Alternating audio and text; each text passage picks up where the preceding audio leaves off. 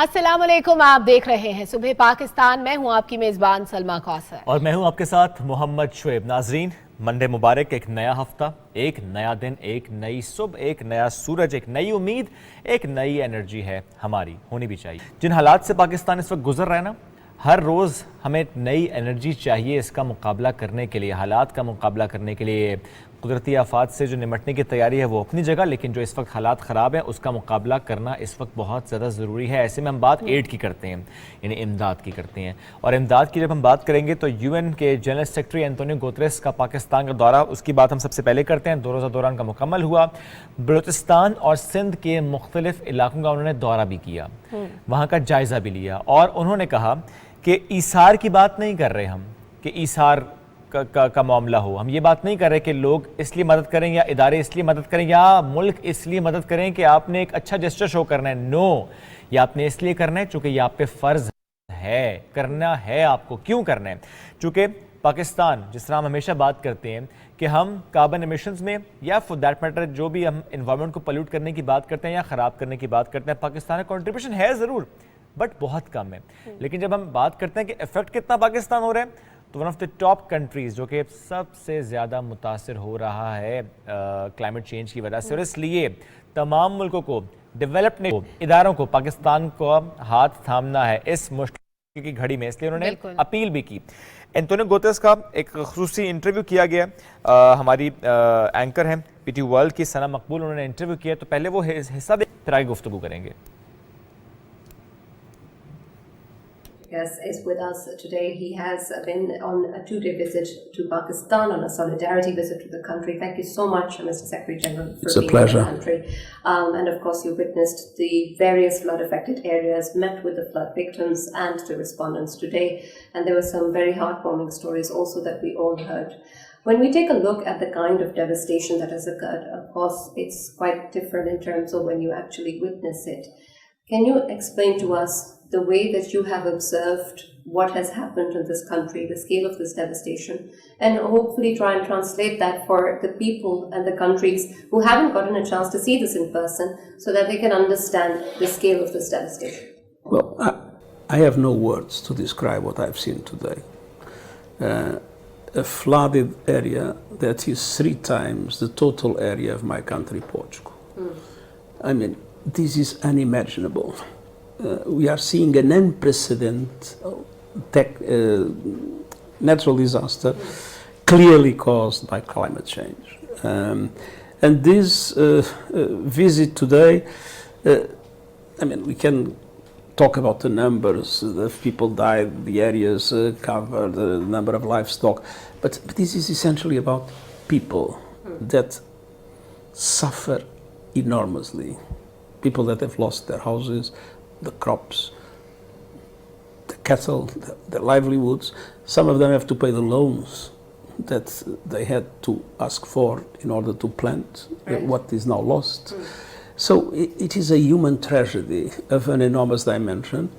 And at the same time, I was deeply moved and inspired when I heard the stories of women and men that have abandoned their property, not take care of their own things in order to be able to go and rescue the neighbors and bring the neighbors to safety. Right. I mean, these examples of generosity, of solidarity and of courage make me feel that the world has an enormous responsibility today. And that responsibility is to massively support Pakistan, because the dimension is enormous and Pakistan has not the resources to be able to support their people and to be able to recover the economy and the country. And not only support Pakistan, but also I think we need to stop this war on nature. Nature is striking back with devastating consequences. It's Pakistan, it's Chad, it's the Horn of Africa, with drought. The victims are not those that pollute. The victims are those that are in the places less protected against the devastating impacts of climate change. So Right. international solidarity is not a matter of generosity, it's a matter of justice. Absolutely, and you've been saying that, and it's important for, of course, the countries responsible for most of the global carbon emissions to understand that and the kind of spirit of sacrifice that we've seen today to replicate that.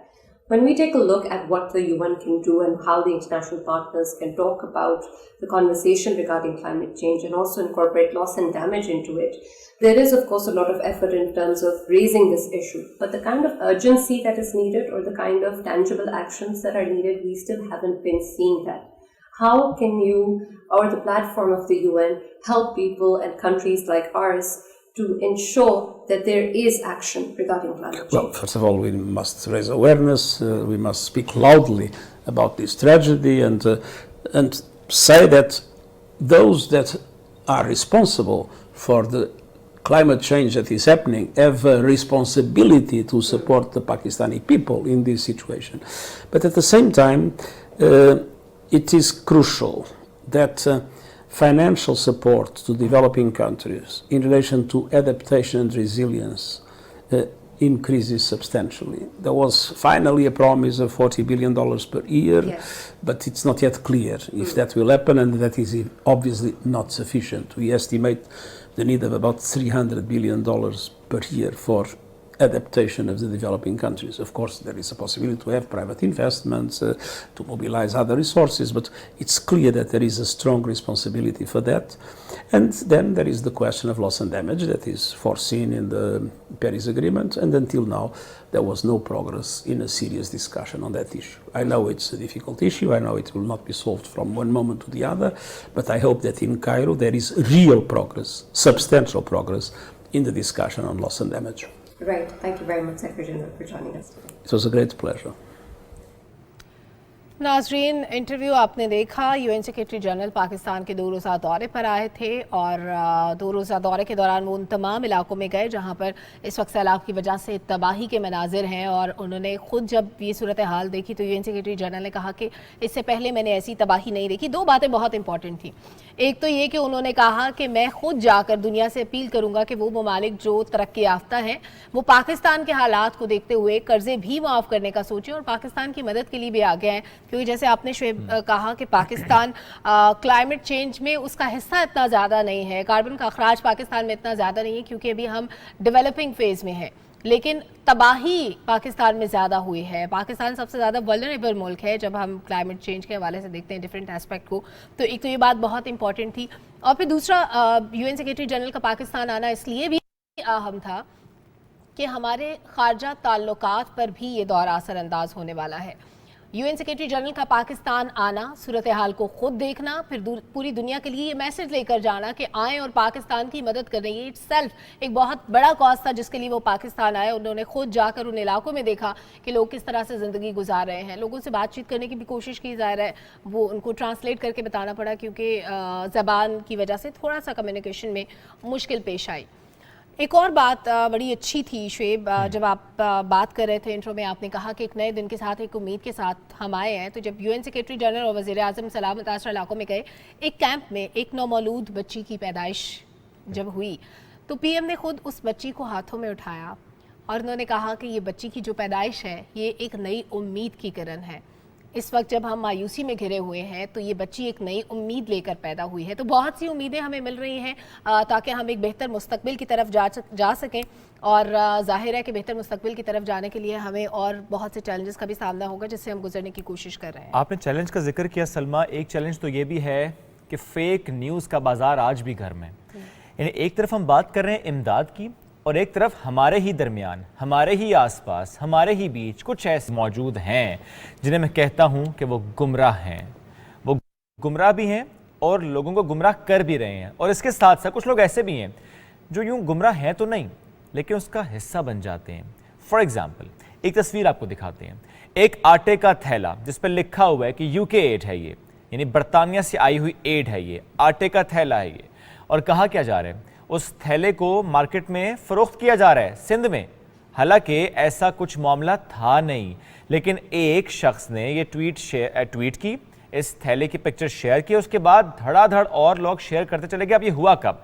ये उस माहौल में हो रहा है जब Antonio Guterres Pakistan पहुंचे हैं और टैग किया जा रहा है ना सिर्फ उनको बल्कि सियासी क़यादत को भी, और कहा क्या जा रहा है एड की बात ना करें, यहाँ पे ये हो रहा है। यानी एक ऐसा शख्स जिसने ये ट्वीट की, जिसने जानबूझकर गलत इंफॉर्मेशन फैलाई, उसने तो गलती की, लेकिन उसके बाद हम सब ने भी एज अ रिस्पॉन्सिबल सिटीजन होने का मुजाहरा नहीं किया। 600 अकाउंट से वो जो ट्वीट था वो शेयर हुआ।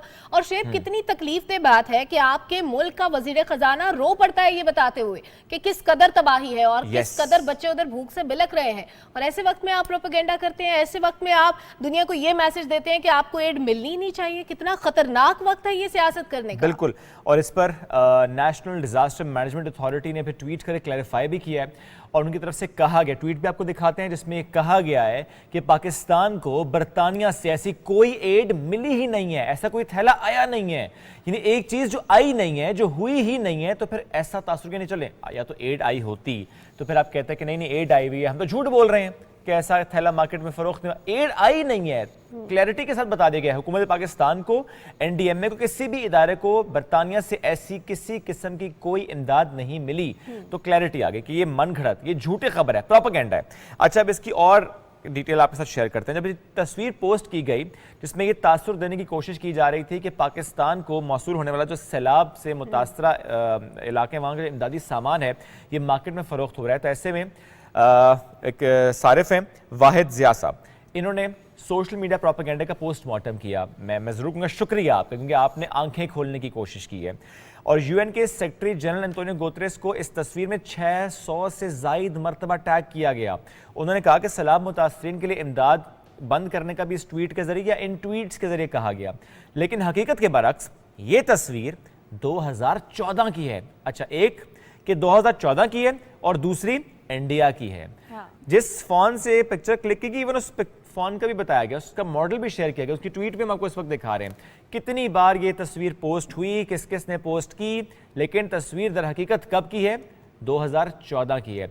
और पाकिस्तान तहरीक इंसाफ के सोशल मीडिया सारिफीन इसमें सर फहरिस्त है जो कि इसको शेयर कर रहे हैं। यानी अगर आपकी कोई पॉलिटिकल अटैचमेंट है वो अपनी जगह, लेकिन इस वक्त हम बार बार एक बात करते हैं कि नो मैटर आपके पॉलिटिकल सेंटिमेंट्स किस पार्टी के साथ अटैच हैं, ये वक्त नहीं है सियासत करने का, ये वक्त नहीं है आप ऐसी कोई पोस्ट करें जिससे फिर नुकसान हो। एक तरफ हम बात करेंगे एड आए, एक तरफ हम बात करेंगे जो हमारे कैंप्स में लोग मौजूद हैं, जो ऐसे इलाकों में लोग मौजूद हैं जहां पर बारिश का पानी यानी सैलाब का पानी मौजूद है, वहां तक हमने इमदाद पहुंचानी है, खैमा पहुंचाना है, राशन पहुंचाना है, दवाइयां पहुंचानी है। दूसरी तरफ हम देख रहे हैं कि यही पाकिस्तानी इस तरह के ट्वीट्स कर रहे हैं, नुकसान किसका हो रहा है? पाकिस्तान का। यकीन जानिए, अगर आपके इस प्रोपेगेंडे की वजह से एक शख्स की भी जान चली जाती है ना, चूंकि इमदाद नहीं पहुंचती, जिम्मेदार आप हैं, कातिल आप हैं जिसकी वजह से ये नुकसान पाकिस्तान को बर्दाश्त करना पड़ रहा है। और दो चीजें बहुत ही बिलो द बेल्ट थी। एक तो ये वाकया जिसका आपने जिक्र किया, और इससे पहले जब हमारे शोहदा हमारा एक हेलीकॉप्टर क्रैश हुआ जिसमें हमारे पाक फौज के ऑफिसर्स और जवान उसमें मौजूद थे, उनकी जान चली गई, उस पर जो सियासत की गई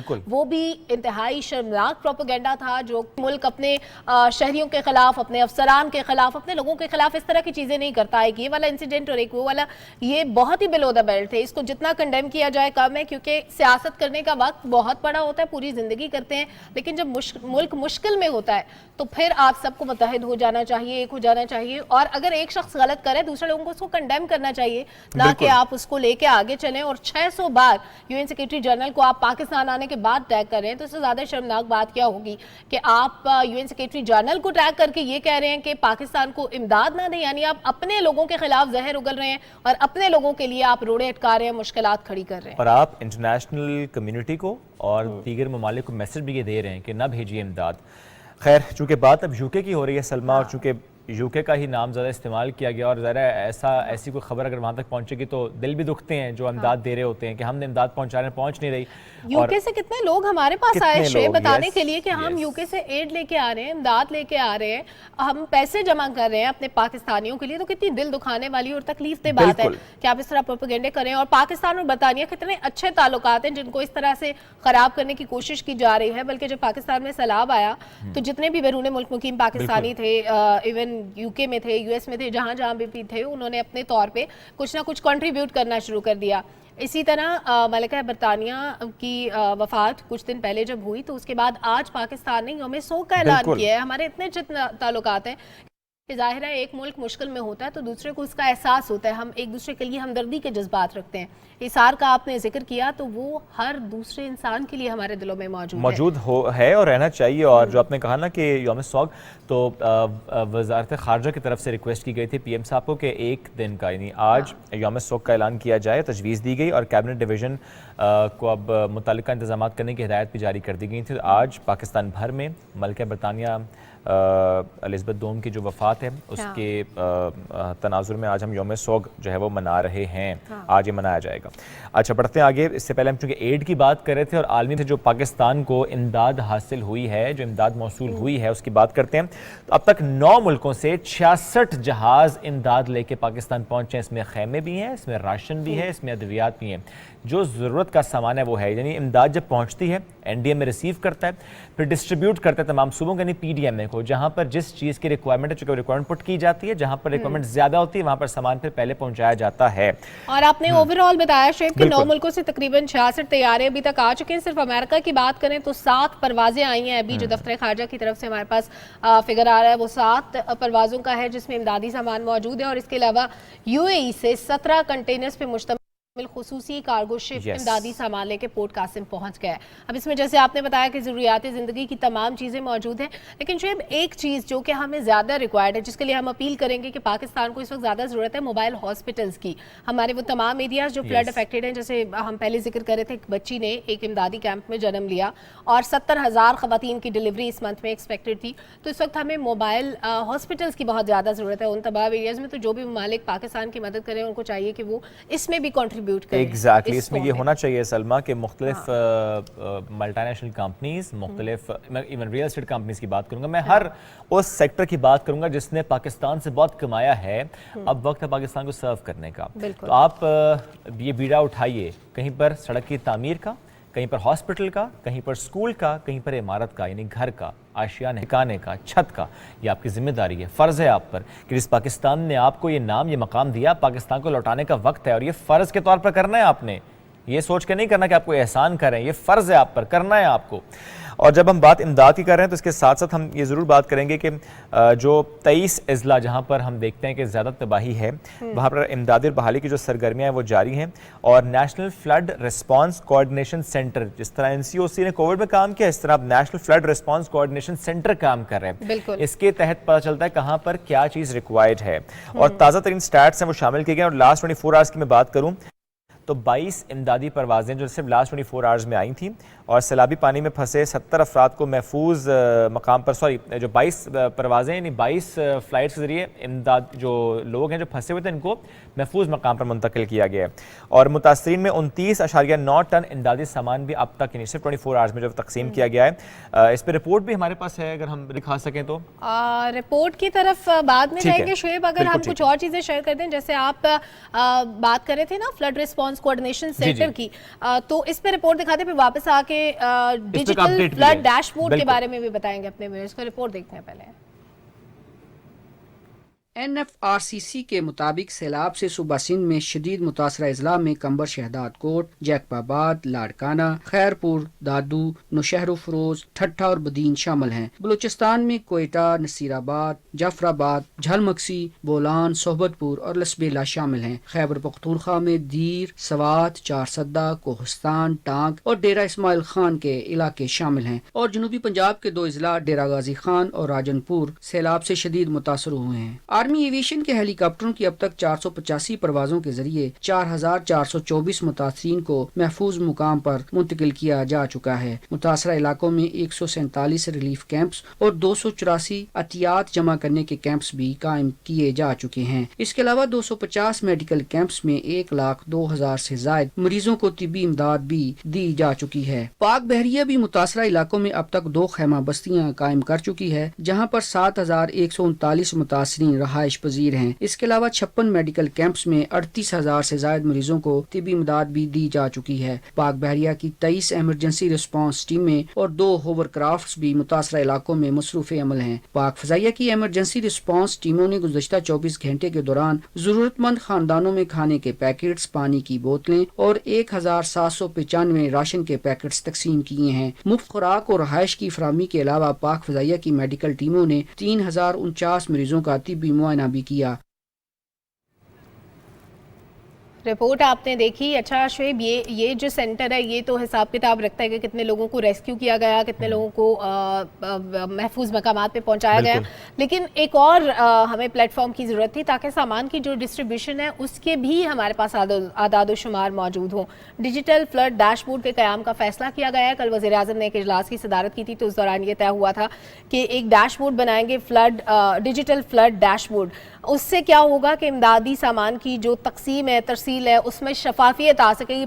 पता होगा कि इस इलाके में इतनी इमदाद पहुंच चुकी है, इतना सामान यहाँ पे तकसीम हुआ, फिर कितने ख़ानदानों को क्या क्या चीज़ें डिस्ट्रीब्यूट की हैं, इन सारी चीज़ों का डाटा हमारे पास मौजूद होगा और वज़ीर आज़म ख़ुद इस डैशबोर्ड की निगरानी करेंगे ताकि वो तमाम सूरत हाल पर नज़र रख सकें और इसकी वसूली पर तकसीम और तरसील की तमाम तर मालूमात जो है वो इस डिजिटल फ्लड डैशबोर्ड पे मौजूद होंगी। और ये जो हिसाब किताब रखा जाता है सारी चीज़ों का, क्या चीज़ कहाँ पर डिस्ट्रीब्यूट हो रही है, इसलिए भी ज़रूरी है शुएब कि हमारे पास बहुत सारी ऐसी चीज़ें आती हैं सामने, कुछ ना कुछ ऐसी खबरें आती हैं कि हमने एक जगह पे ज़्यादा सामान डिस्ट्रीब्यूट कर दिया शायद और दूसरी जगह पे भी रिक्वायरमेंट थी, वो जगह रह गई। तो इस तरह क्या होगा कि हमें पता होगा किस इलाके में कितने आटे के थैलों की ज़रूरत है, कितनी चीनी की ज़रूरत है, कितनी हमें लकड़ी जलाने के लिए फ़राहम करनी है। तो वो सारा जब हमारे पास डाटा मौजूद होगा तो डिस्ट्रीब्यूशन आसान हो जाएगा। एग्जैक्टली। और ये तो आपने डिजिटल फ्लड डैशबोर्ड की बात की और वज़ीर-ए-आज़म साहब की अगर मैं बात करूँ तो उन्होंने दादू में सैलाबी रेले के जो ग्रिड स्टेशन को बचाने की, यानी सैलाबी रेले की वजह से ग्रिड स्टेशन को जो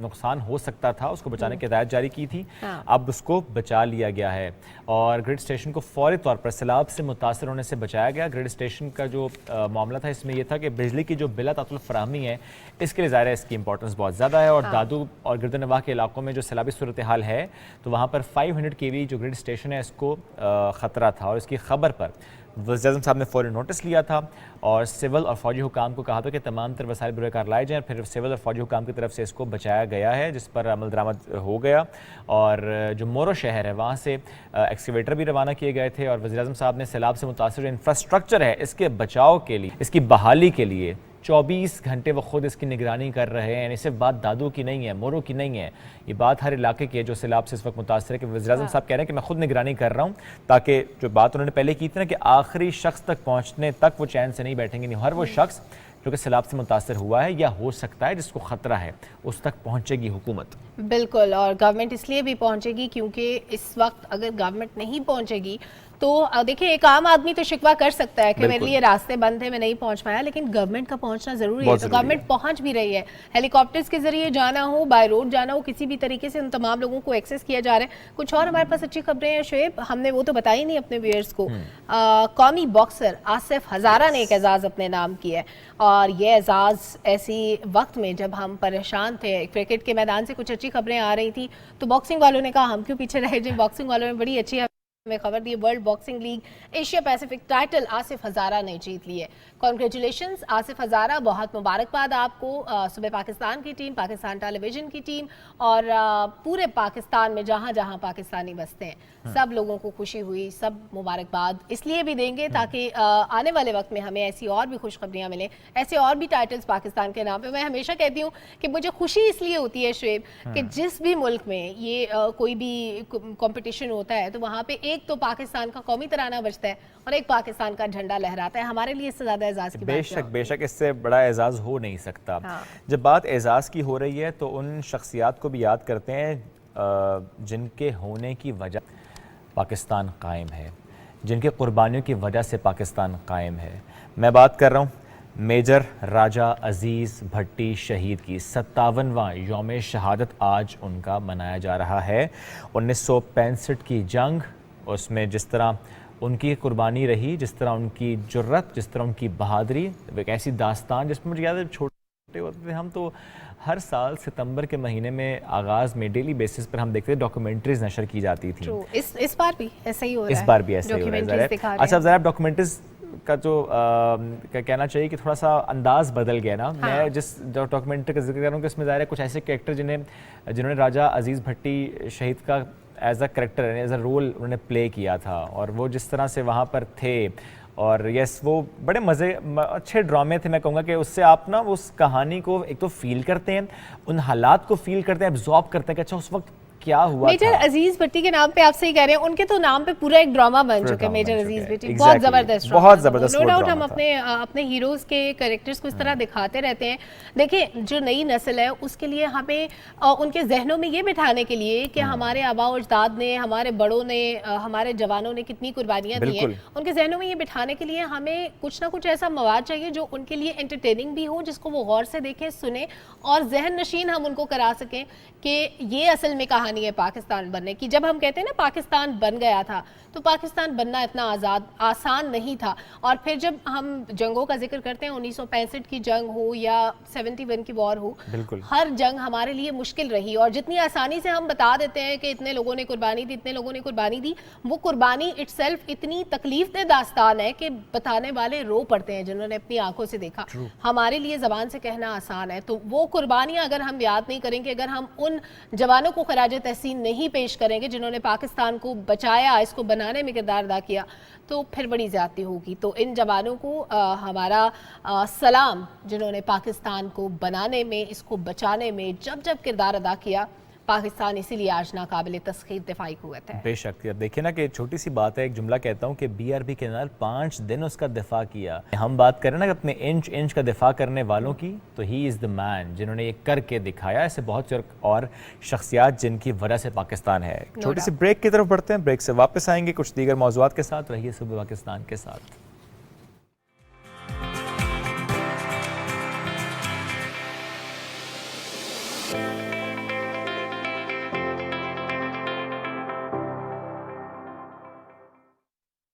सैलाब से मुतासरा बहन भाइयों की मदद के लिए आगे आए। अभी फंड लिखकर 9999 पर SMS करें और 10 रुपए अतिया करें, या अपने अतियात वजीर आजम फ्लड रिलीफ फंड अकाउंट में जमा कराएं। हुकूमत पाकिस्तान।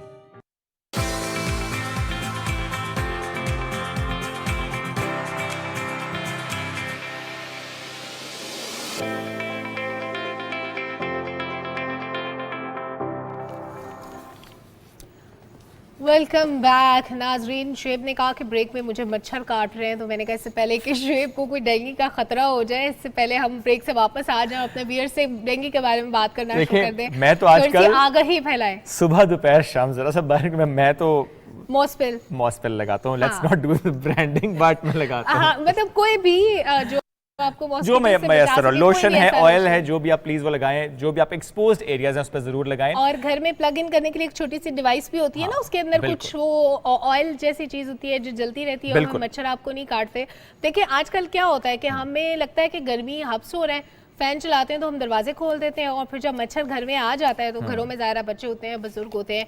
डेंगू का खतरा इसलिए भी रहता है क्योंकि घर में इवन जो आपका एयर कूलर होता है उसके अंदर अगर पानी पड़ा हुआ तो उसमें भी डेंगू का लार्वा जो है उसको पलने का मौका मिलता है। और इसके अलावा बाथरूम में, टब में पानी हो, कहीं पे भी घर में किसी भी जगह बारिश होती है इवन, तो कुछ गड़ों में पानी जमा हो जाता है, उसमें भी डेंगू का लार्वा जो है वो ग्रो कर सकता है। तो इन दिनों में एहतियात की बहुत ज्यादा जरूरत होती है। कर सकता नहीं है सलमा, कर गया। आप ये तो बहुत ज्यादा फैल गया है। यू कॉल एनीबडी, किसी भी फैमिली को आप कॉल करेंगे, हाँ हमारे जानने वालों में, हमारे घर में कहीं ना कहीं एक डेंगू का पेशेंट है। मेरे घर में मेरे भाई को है, मेरे चाचू को है, तो बंदे बहुत से पेशेंट्स मैं खुद देख रहा हूँ डेंगू। और एक मच्छर तो शुएब ने मार के दफना भी दिया था ऑफिस के बाहर, वो डेंगू वाला था। मतलब वाकई उसमें वो वाइट लाइंस थी, तो मैंने उसकी फोटोग्राफी भी की थी, किसी दिन वो भी शेयर करेंगे। देखिए मैं एक मच्छर को मारता हूँ। अच्छा, एक दिन हुआ ही कि मेरी गाड़ी का शीशा खुला रह गया और मैं ऐसे बस चला गया, और शायद अंदर मच्छर ही मच्छर थे, तो मुझे बहुत देर लगी मच्छरों को बाहर निकालते। तो ये हो जाता है। लेकिन आपने अपने घरों से भी और आसपास भी आप ये कीजिए कि ऐसे इंतजाम जरूर कीजिए कि मच्छर ना हो, उसका लार्वा ना हो। जब बात हम डेंगू की कर रहे हैं तो पंजाब, बलूचिस्तान, सिंध, KP, यहाँ पर जिस तरह डेंगू के केसेस सामने आ रहे हैं, यानी कराची में तो खैर बहुत ज्यादा केसेस सामने, बट ओवरऑल पाकिस्तान में हम केसेस ज्यादा देख रहे हैं। इस्लामाबाद में भी हो रहे हैं। यस, मैं कह रहा हूं पूरे पाकिस्तान में केसेस ज्यादा हैं। अब हमें क्या एहतियात करनी है इसकी बात भी करेंगे। और कहीं लोग कंफ्यूज तो नहीं करते डेंगू के बुखार को किसी और बुखार यानी कोविड से या किसी और बुखार से, किसी और इन्फेक्शन से, तो क्या इनिशियल सिम्टम्स होते हैं ताकि आपको फ़ौरन टेस्ट कराना चाहिए, और उसके बाद फिर क्या मेडिकेशन, जैसे सेल्फ मेडिकेशन की हम बात करते हैं ना, कोविड में हमने तो बड़ा सीखा। अच्छा, डॉक्टर साहब से हमने फ़ोन पे पूछ लिया, ज़ाहिर है हॉस्पिटल्स पे दबाव इस तरह नहीं डाल सकते, प्लस फ्लड अफेक्टेड एरियाज में क्या किया जाए, इस सब पर बात करेंगे। डॉक्टर सैयद फैसल महमूद साहब ने हमें ज्वाइन किया। अस्सलाम वालेकुम डॉक्टर साहब, कैसे हैं आप? बिल्कुल ठीक ठाक, आप कैसे हैं जी? अल्हम्दुलिल्लाह बिल्कुल ठीक ठाक। So good to have you sir. थोड़ा सा जानना चाह रहे हैं कि सबसे पहला सिम्टम डेंगू का क्या होता है? ये बड़ा बेसिक क्वेश्चन है ताकि लोग समझ पाएं। सबसे पहला सिम्टम डेंगू का बुखार ही होता है एक्चुअली। बुखार, जिस्म में दर्द, और बुखार जो काफ़ी तेज़ होता है। और इसकी खासियत ये होती है कुछ लोगों के अंदर इवन जब दवाई देते हैं बुखार उतारने वाली तो वो नॉर्मल तक नहीं पहुंचता, और ये बुखार तकरीबन 3 से 5 दिन तक रहता है। अच्छा डॉक्टर साहब, ये तो आपने बता दिया कि शुरू में क्या होता है, दो तीन चीज़ें ज़रा क्लियर कीजिएगा। एक तो ये कि क्या बुखार होना ज़रूरी है डेंगू में, क्या लाजमी बुखार होता है, और अगर बुखार हुआ है तो प्लेटलेट्स गिरने का कैसे पता चलता है? क्या सिर्फ चक्कर आना ही एक सिम्टम है कि आपको चक्कर आएंगे, आपको पता लग जाएगा प्लेटलेट्स कम हो रहे हैं तो आपने फौरी तौर पे टेस्ट के लिए जाना है, या बुखार भी लाजमी होगा और डेली आपने प्लेटलेट्स भी अपने चेक करवाते रहना है? ये सवाल इतना आसान नहीं है।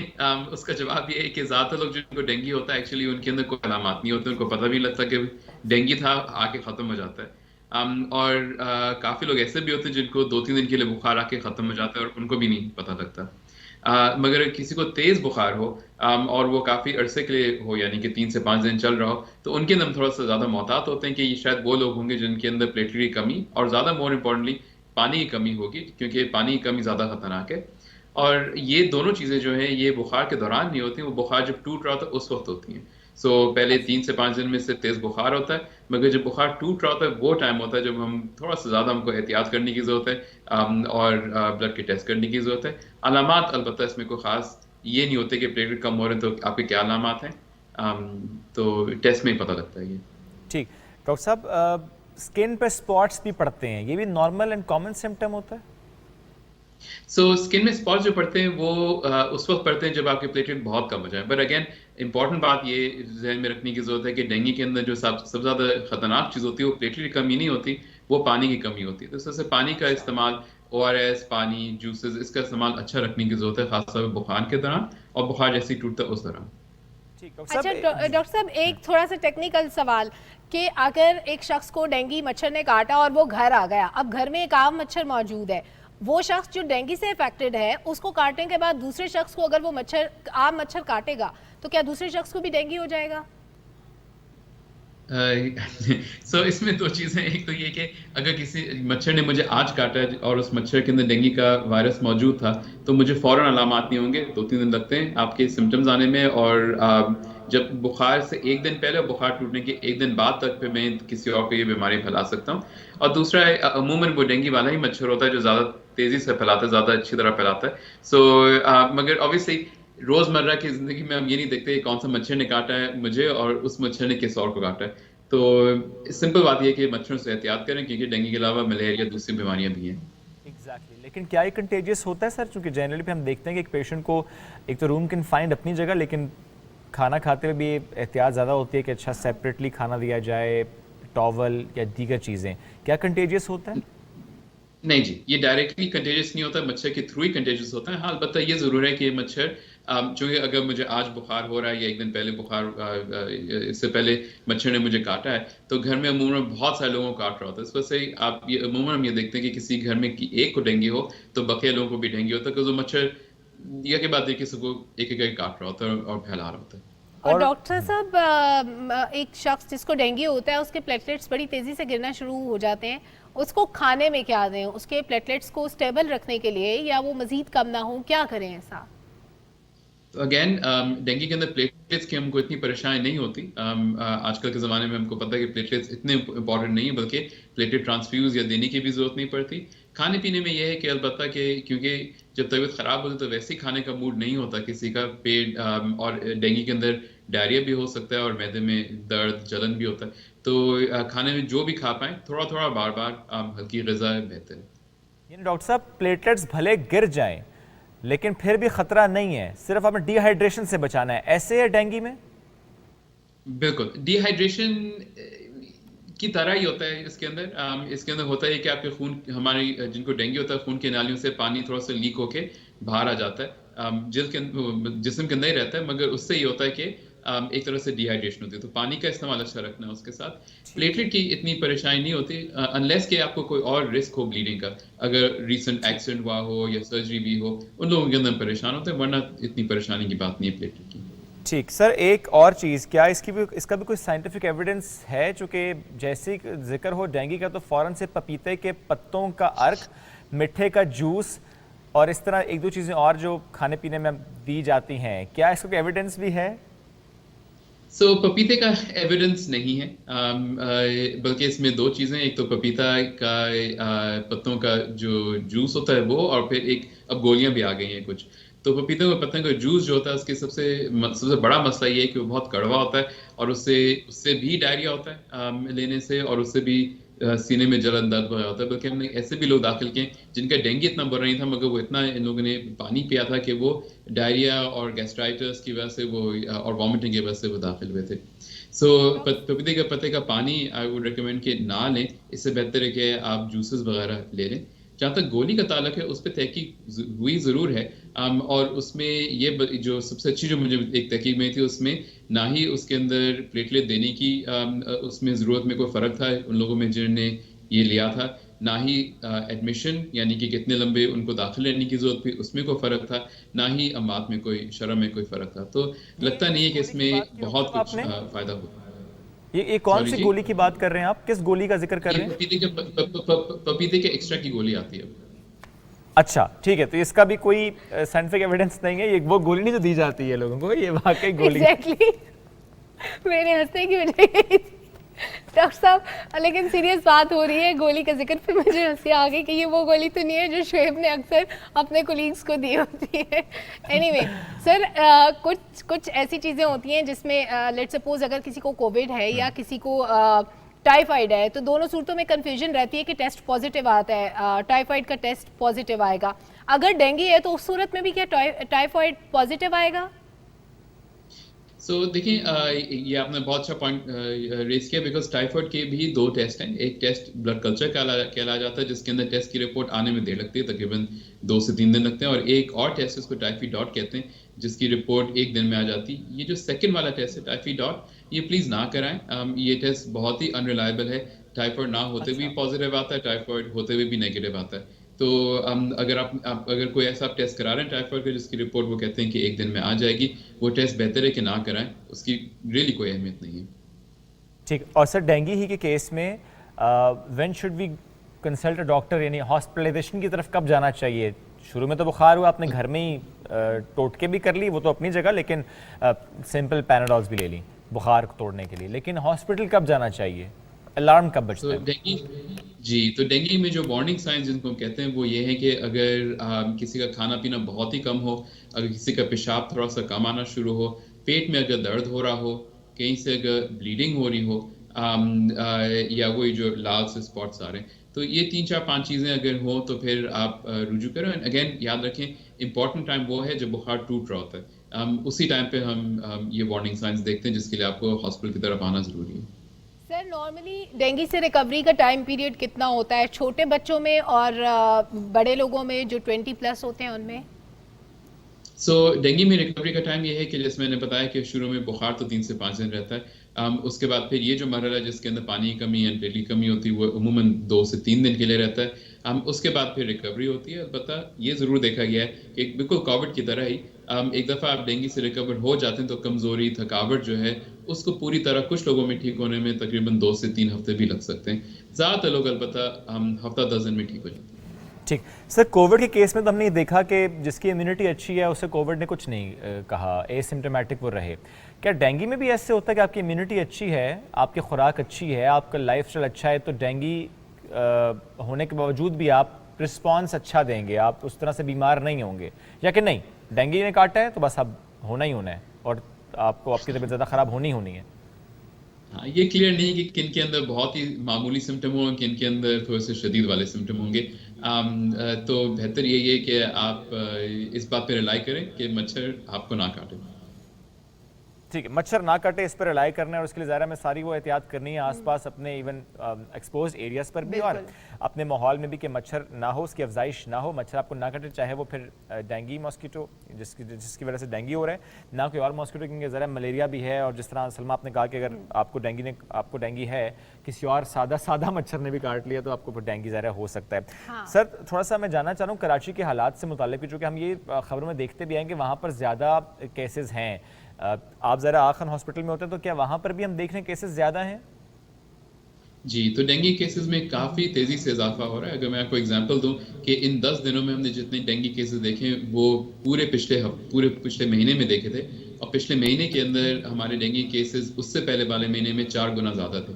तो नंबर्स बहुत तेज़ी से बढ़ रहे हैं। इंपॉर्टेंट बात ये है कि डेंगू का पीक जो आता है वो सितंबर में नहीं, वो अक्टूबर या नवंबर में आता है। तो यानी कि अभी लगता है कि केसेस और भी तेज़ी से बढ़ेंगे। तो केसेस काफ़ी हैं इसके, और इसके ऑब्वियसली फिर जितने आपके केसेस होंगे उतने आपके चांसेस हैं कि कोई सीवियर डिजीज या मौत के चांसेस ये जो आपने बढ़ जाते हैं। पीक का जिक्र किया, अक्टूबर नवंबर में डेंगू की पीक नॉर्मली आती है, क्या वजह होती है सर इसकी?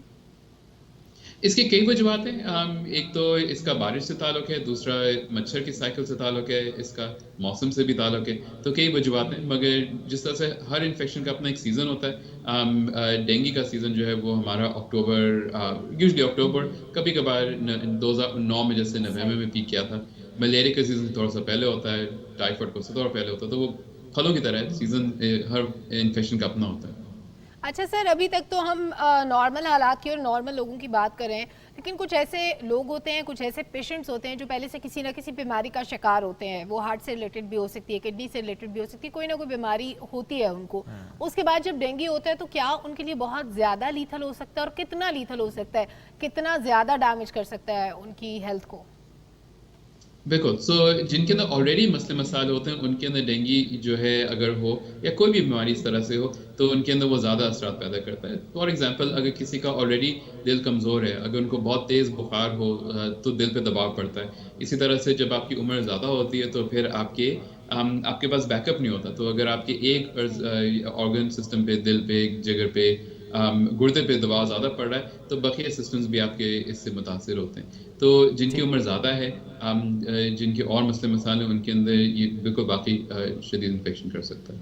ठीक, मैं फिर सर कंपैरिजन का सवाल करूंगा। कोविड से मुतालिक हम देखते हैं कि एक बार हुआ तो फिर चांस कम होता है दोबारा होने का, बट ज़रा री इन्फेक्शन के केसेस भी हमारे सामने आए, दूसरी बार, तीसरी बार, चौथी बार। क्या डेंगू के केस में भी ये होता है कि एक बार डेंगू हुआ, आप रिकवर हुए, इन अ वीक और 2 दोबारा से आपको मच्छर ने काटा, फिर से आपको हुआ with the same severe symptoms?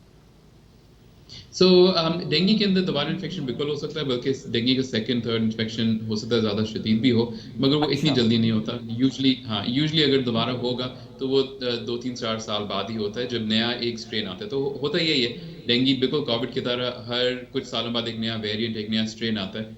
और इसी तरह से कराची में भी एक नया स्ट्रेन आया है, जिस वजह से नंबर्स इतने ज़्यादा हैं। और ये हर 3 से 5 सालों पे एक साइकिल चलता है, जब नंबर्स बहुत ज़्यादा बढ़ते हैं फिर कम हो जाते हैं। तो ये जो आपने कहा नया स्ट्रेन आया है, क्या ये ज़्यादा खतरनाक है? नहीं, ऐसा नहीं। बस यही है कि इसकी फिर लोगों की इम्यूनिटी जो होती है वो कम होती है। अब इस सीज़न के बाद बहुत सारे लोगों को डेंगू हो जाएगा, तो नेक्स्ट सीज़न कम लोग हैं जिनको डेंगू लग सकता है। और इसी तरह से फिर कुछ सालों बाद फिर दोबारा से एक नया लेयर निकलेगी। ठीक, और जिन लोगों को दोबारा से डेंगू पॉजिटिव आ रहे हैं इन द सेम सीजन, इसका मतलब है कि अभी उनका रिकवर ही नहीं हुआ। वो ये ना समझे कि री इन्फेक्शन में उनका रिकवर ही नहीं हुआ। जी, या फिर उनको कुछ और है, सॉरी, या उनको कोई और बीमारी भी है, बिकॉज़ डेंगू की तरह बहुत सारी बीमारियां लग सकती हैं ना। नहीं उसमें भी डेंगू पॉजिटिव आता है सर? डिपेंड करता है आपने कौन सा डेंगू का टेस्ट किया। डेंगू के 2 टेस्ट हैं, ये अच्छा पॉइंट है। डेंगू के 2 टेस्ट हैं, उसमें से एक टेस्ट जो है वो पहले 5 दिन में पॉजिटिव आता है, फिर नेगेटिव अच्छा। आता है, और दूसरा टेस्ट 5 दिन बाद पॉजिटिव होता है, वो काफी दिनों तक पॉजिटिव रहता है। ओके सर, क्या डेंगू में ऐसा पॉसिबल है कि डेंगू इफेक्ट तो कर रहा हो बॉडी को लेकिन उसके सिम्टम्स सामने ना आए? Is it possible? बिल्कुल, हर एक शख्स जिसको डेंगू के सिम्टम्स का डेंगू होता है, उसमें से एटलीस्ट कोई एक शख्स या इन सम स्टडीज इवन 7 लोग ऐसे हैं जिनके अंदर कोई सिम्टम ना हो डेंगू का। सो डेंगू के अंदर ऐसा भी है कि आपको कोई सिम्टम ना हो इवन दो वायरस आपके अंदर हो। लेकिन ज़्यादातर सिम्टम्स अपीयर होते हैं, बहुत कम होता है कि सिम्टम्स ना। बहुत शुक्रिया डॉक्टर फैसल महमूद साहब साथ मौजूद थे और डेंगू से मुतालिक हमसे गुफ्तगू कर रहे थे। ज़ाहिर बुनियादी बात यह कि हम सबको एहतियात करनी है, जब भी आप बाहर निकलें तो ज़रूर कोई ऑयल या लोशन लगाएं जिससे आप मच्छर आपसे दूर रहे।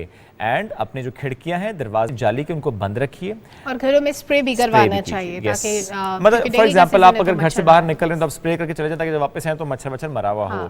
और इसके साथ साथ आपने कोशिश ये करनी है कहीं पर भी आपने पानी खड़े नहीं होने देना। साफ पानी गमलों के आसपास, क्यारियों में, कूलर्स में कहीं पर पानी खड़ा ना हो, चूंकि पानी जहां खड़ा होगा साफ पानी वहां पे इसका लार्वा। और घर के करीब अगर कोई गड़ा मौजूद है तो उसको भी कोशिश करें फिल करने की या उससे भी बचने की कोशिश करें, क्योंकि ज़ाहिर है वहाँ पे मच्छर पैदा होगा तो आप समेत बहुत सारे लोगों के घरों को इफेक्ट करेगा। अल्लाह सबको महफूज रखे। ब्रेक की तरफ बढ़ेंगे, न्यूज़ ब्रेक के बाद वापस आएंगे दीगर मौज़ूआत के साथ। रहिए हमारे साथ।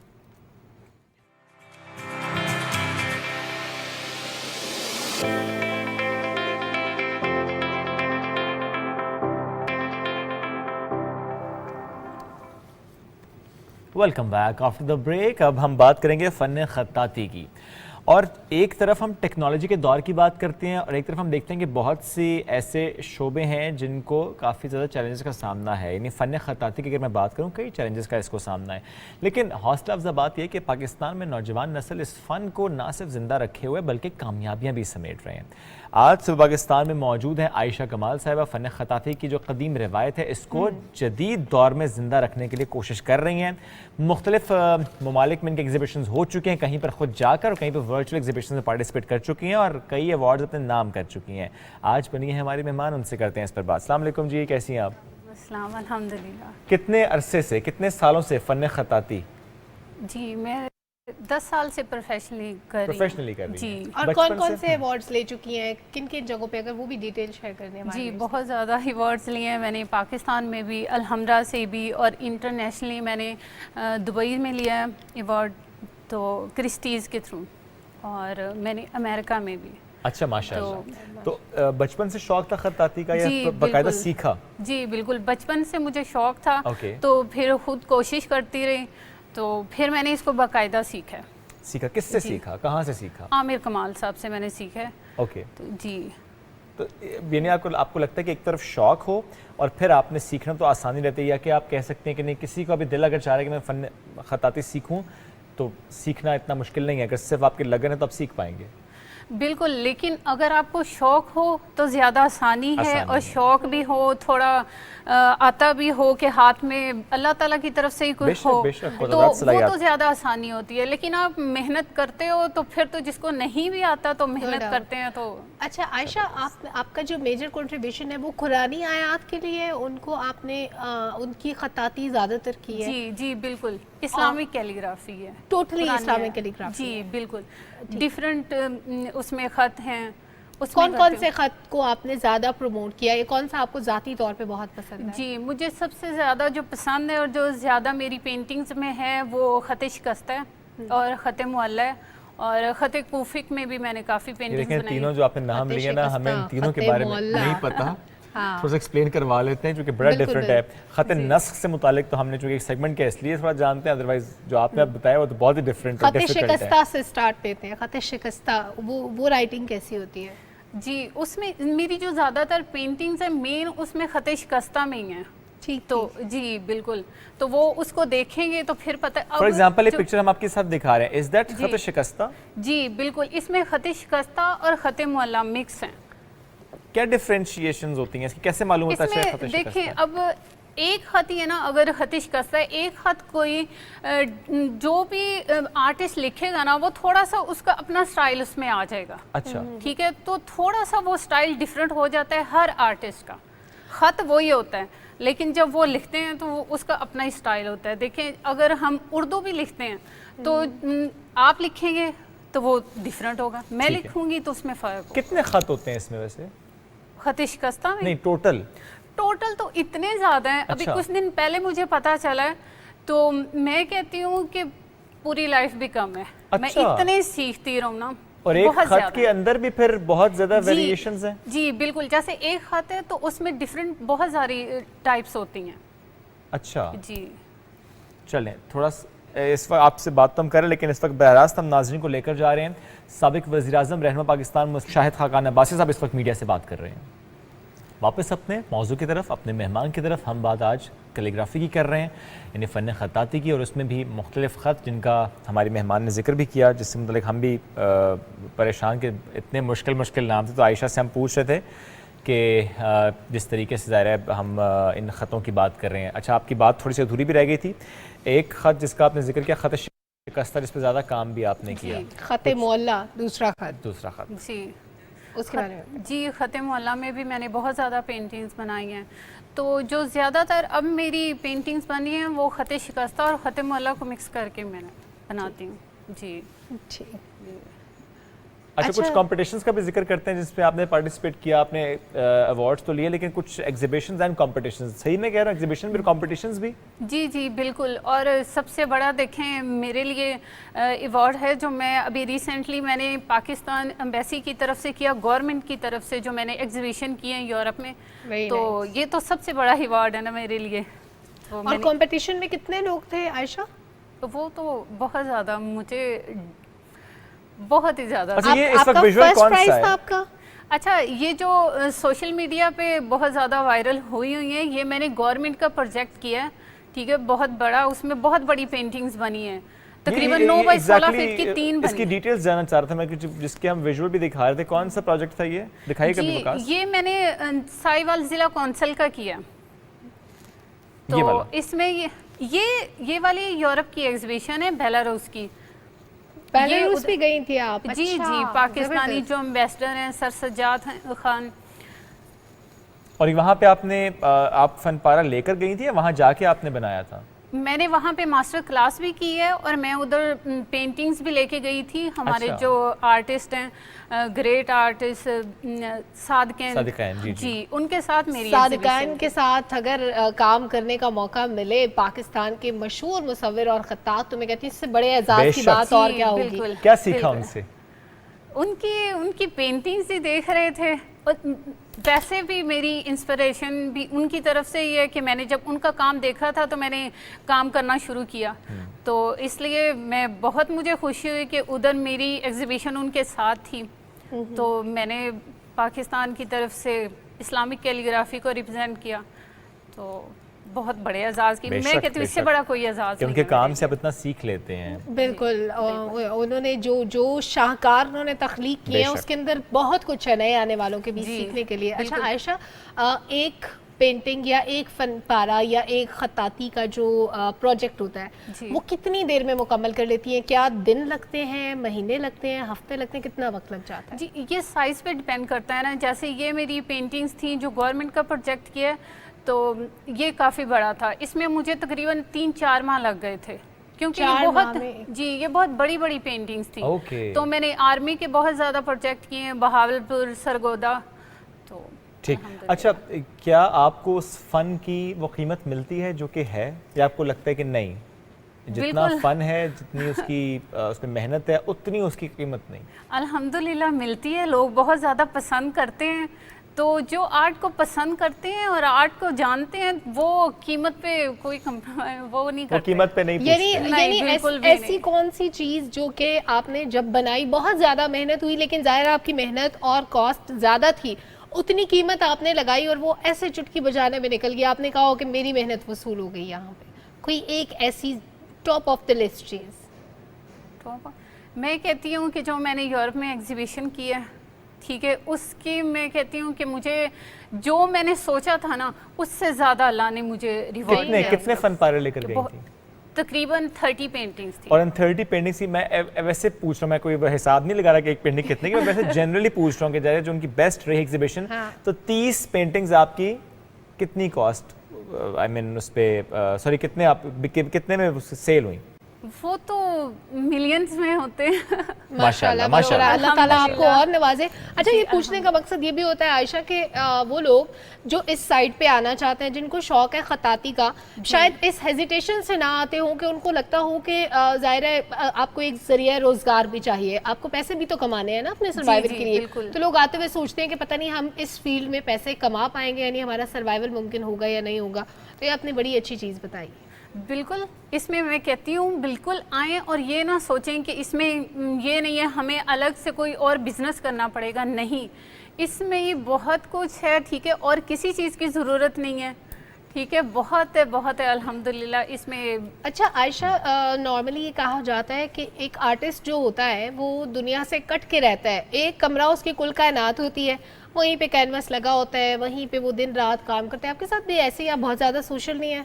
जी बिल्कुल ऐसी बात है, ऐसी बात है, टाइम का पता भी नहीं चलता। मैं पूरी रात पूरा दिन अपने स्टूडियो में बैठी होती हूँ, तो बार बार कह रहे होते हैं खाना खा लो, ये सुबह में काम करते करते रात का पता नहीं चलता, सुबह अजान होगी तो मुझे पता चलेगा। हाँ, तो एक आर्टिस्ट होता है जो वो अपने काम में ऐसे ही खो जाता है, ऐसे खो जाता है। टाइम का पता नहीं। नए आने वालों को कोई पैगाम देना चाहेंगी इस फन को सीखने वालों के लिए? कोई मैसेज, या बच्चों के लिए कोई मैसेज कि अच्छा जब वो स्टार्ट करें तो किस तरह से स्टार्ट करें, कौन से पेंट्स यूज़ करें, कौन से कैनवस यूज़ करें, किस तरह स्टार्ट करें? देखिए, जब स्टार्ट है ना, तो स्टार्ट में इतना बहुत ज़्यादा पेंट्स ये वो क्वालिटी मैटर नहीं करती, ठीक है। आप प्रैक्टिस करें बहुत ज़्यादा, जो ज़रूरी चीज़ है कि एक चीज़ को बहुत ज़्यादा प्रैक्टिस करेंगे, दिल से करेंगे, मेहनत करेंगे तो बिल्कुल ज़रूर कामयाब होंगे। और इसमें आना चाहिए, हमारी यंग जनरेशन को बिल्कुल आना चाहिए, बल्कि गवर्नमेंट को इस पर काम करना चाहिए, इंस्टीट्यूट होने चाहिए। तो नहीं है क्या? बहुत ज़्यादा नहीं है, मैं कहती हूँ कि इससे भी ज़्यादा हूँ ताकि ज़्यादा सीख पाएँ। बिल्कुल। बहुत शुक्रिया, साथ मौजूद थी, और अल्लाह आपको और तरक्की दीजिए। आमीन। जिस तरह आपकी मुख्तलिफ एग्जीबिशंस रहेंगे, अभी नेक्स्ट मंथ प्रॉब्ली एक अमेरिका में एग्जीबिशन भी होने जा रही है, इसमें आप खुद भी जा रही हैं, तो ऐसे बहुत से एग्जीबिशंस इंशाल्लाह आती रहेंगी। बहुत खूबसूरत काम इनका, बहुत प्यारा इन्होंने सीखा, बहुत प्यारा ये अब सिखा रही हैं। जरा जो काम आप डिस्प्ले करें, आप किसी न किसी को सिखा भी तो रहे हैं ना, कोई सीखता भी तो है उससे। एक ब्रेक की तरफ बढ़ेंगे, ब्रेक से वापस आते हैं, साथ रहिए।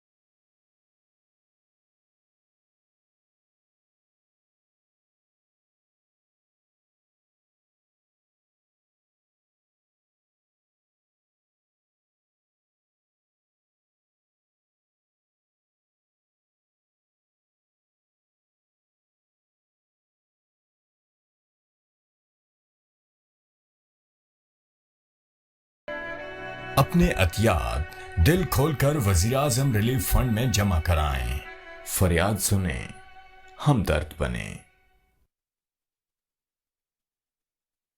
अस्सलाम वालेकुम, मैं हूं राशिद लतीफ़। जैसा कि आपको इल्म है कि हालिया बारिशों से जो तबाहकारियाँ हुई हैं, उससे मुल्क का बहुत ज़्यादा नुकसान हुआ है। बहुत सारे लोग इस वक्त सैलाब की जद में हैं पाकिस्तान में, चाहे वो बलूचिस्तान हो, चाहे पंजाब हो, चाहे केपी हो, या वो इलाके जहाँ पे हम खुद खेला करते थे क्रिकेट से, सिंध का इलाका है, बहुत ज़्यादा तबाहकारियाँ हुई हैं, उनको सपोर्ट करना हम सब का फ़र्ज़ है। आइए हम सब मिलके पाकिस्तान को इस तबाहकारी से बचाते हैं। शुक्रिया। अभी फंड लिखकर 9999 पर SMS करें और 10 रुपए अतिया करें, या अपने अतियात वज़ीर-ए-आज़म फ्लड रिलीफ फंड अकाउंट में जमा कराएं। हुकूमत पाकिस्तान।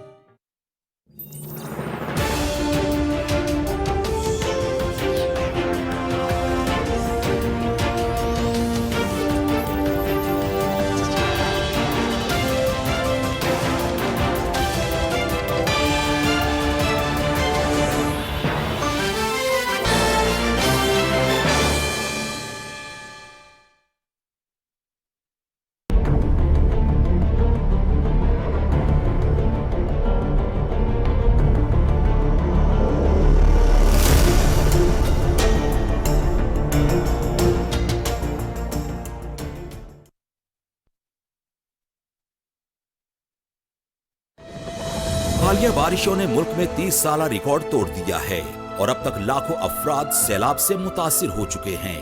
ये मासूम बच्चे, ये बेबस बहनें, ये भाई और ये बुजुर्ग आपकी फराख दिलाना इमदाद के मुंतजिर हैं। वजीर आजम पाकिस्तान मोहम्मद शहबाज शरीफ के सैलाब जदगान के लिए माली इमदाद की अपील। आप भी स्पेशल अकाउंट G12164 में दिल खोलकर इमदाद दें और अपने हमवतनों के जख्मों पर मरहम रखें। बैरून मुल्क मुकीम Pakistani wire transfer, money service bureau, money transfer operators और एक्सचेंज हाउसेस के जरिए अतियात भिजवा सकते हैं।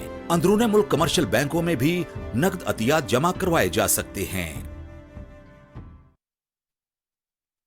आलमी बर्तरी के लिए बड़ी ताकतों की लड़ाई हो या फिर अमन मुआहदों की सख्तबंदी, मईशत में उतार चढ़ाव हो या फिर दुनिया भर में बढ़ती महंगाई, हम रखते हैं आपको बाखबर। टेक्नोलॉजी की दुनिया में होने वाली नित नई इजादात हो या मौसमियाती तगय्युरात की वजह से होने वाली तब्दीलियाँ, इल्म अदब, तहकीक व जिद्दत, सोशल मीडिया के नित नए आलात या फिर दुनिया भर से हों दिलचस्प व अजीब खबरें, हम पहुंचाते हैं आप तक हर खबर। मैं हूं आपके साथ आपकी मेज़बान आसमा इकबाल और हम लाते हैं दुनिया भर से खबरों और तज्जियों का मसनूई प्रोग्राम दुनिया के साथ सिर्फ BTV न्यूज़ पर।